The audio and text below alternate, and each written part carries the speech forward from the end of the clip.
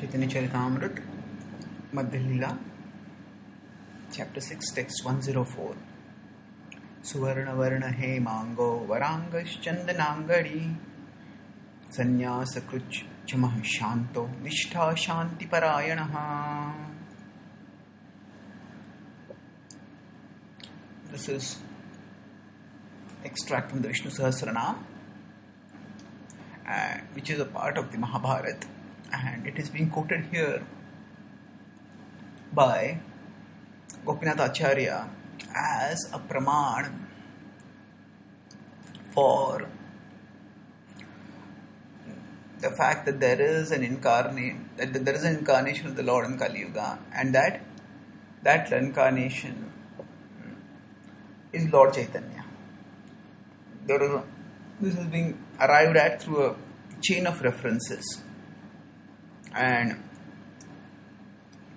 this particular verse refers to some attributes of Lord Vishnu. Suvarna Varna He Mango. Suvarna Varna, golden complexion and golden body. So complexion here refers more to like an aura,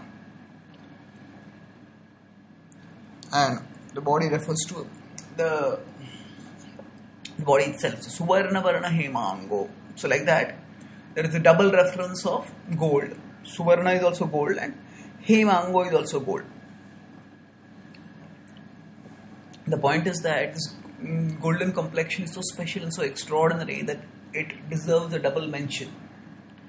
And Varangas Chandanangadi.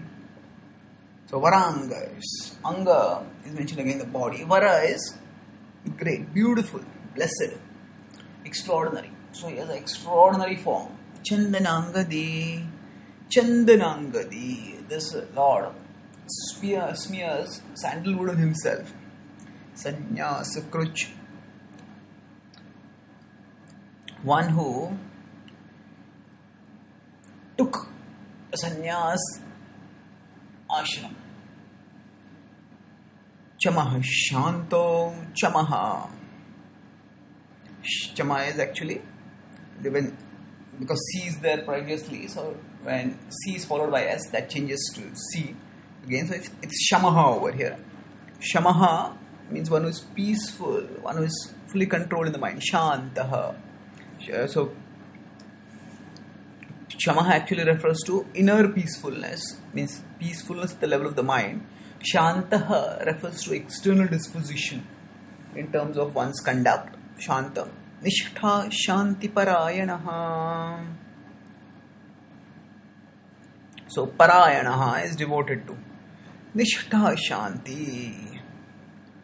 So this refers to how this committed as faith is devoted to peace. So he is himself peace and is devoted to establishing peace. Now, if you go to the Vishnu Sahasranam, this text comes in two parts. They are not continuous. So, Suvarna Varna He Mango Varangas Chandanangadi comes in one place, and then a few verses later, Sannyasa Kruchama Shanto Nishtha Shanti Parayana comes later.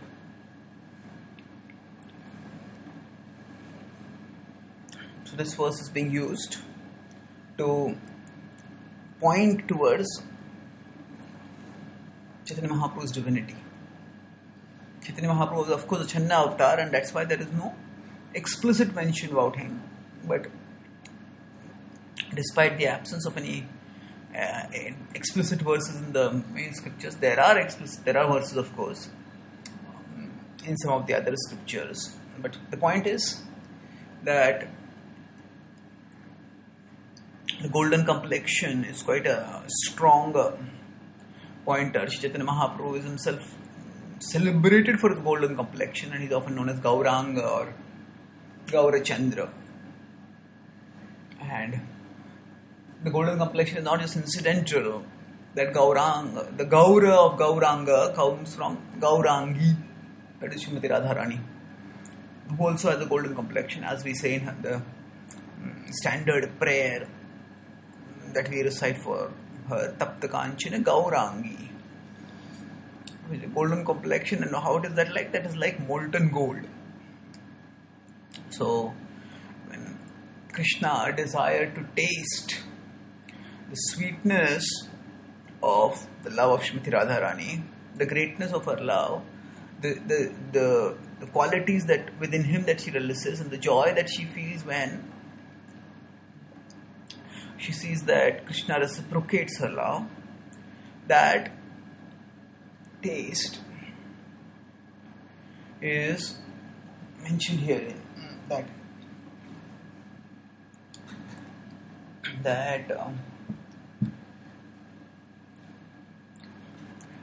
so that at that time when he decided to taste that love, he took her complexion as well as he took her emotion as well as her complexion. So Radha Bhavaditi Sulitam. Naumi Krishna Swarup. Radha Bhavaditi. So he took the emotion as well as the complexion of Srimati Radharani,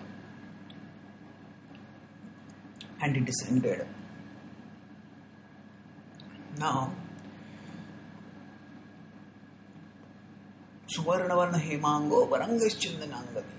Varangas, actually, Chaitanya Mahaprabhu's form was extraordinarily beautiful, tall, majestic, golden length. And one of the things that attracted people to him when they saw him was his form. And there were primary attractions because the form was so stunning. And further, Chandanangadi. Chandanangadi may not be specifically distinctive, but because applying sandalwood paste to a respectable person is one of the standard ways of greeting or honoring persons. So Chandan is applied to the deities and it is also applied to individuals. Sannyasa Kruch Shama Shanto. Sannyasa Kruch is quite a distinctive feature. So, the Lord, Supreme Lord, is the enjoyer. He enjoys a transcendental level, and for that Lord to renounce is extraordinary. So, when he renounces, it becomes a great news. It becomes something very special. And sannyasa Kruch. Actually, this Lord, we see that Chaitanya Mahaprabhu took sannyas so that the message that he was going to give would have the respectability that is accorded to the sannyasa ashram. That is the contextual reason for saying sannyas. Along with that, there is also his purpose of demonstrating how one should utterly devote oneself to the Lord and become lost in the Lord practically.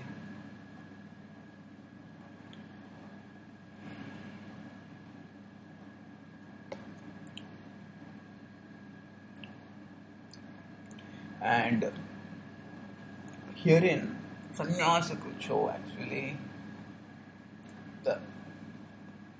the Lord's taking sannyas is such an extraordinary event. After all, why would that person who is the supreme enjoyer become a renouncer? And of course, when he becomes a renouncer, he becomes the supreme renouncer.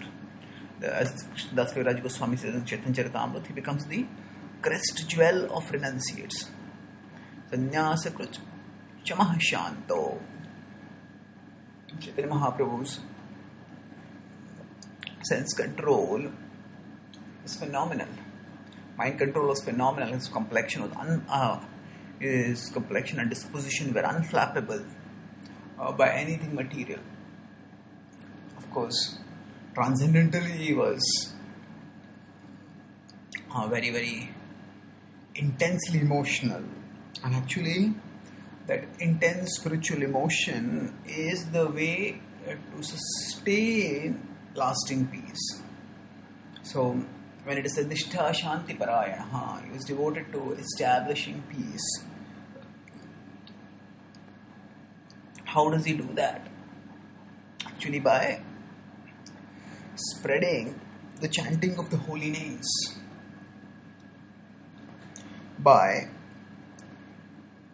sharing the mission of chanting the things that agitate us internally and thereby cause us to agitate externally, to become agitated externally. Those things are countered by Chaitanya Mahaprabhu.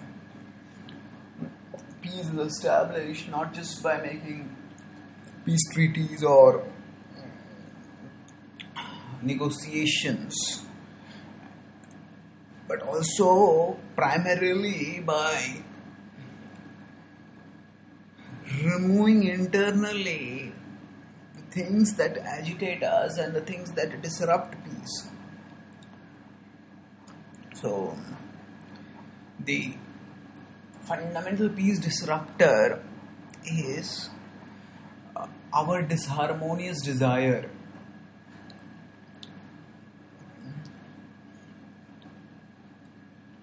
So as long as we have the desire to enjoy selfishly, the desire to enjoy separate from the Lord, that desire then transmogrifies into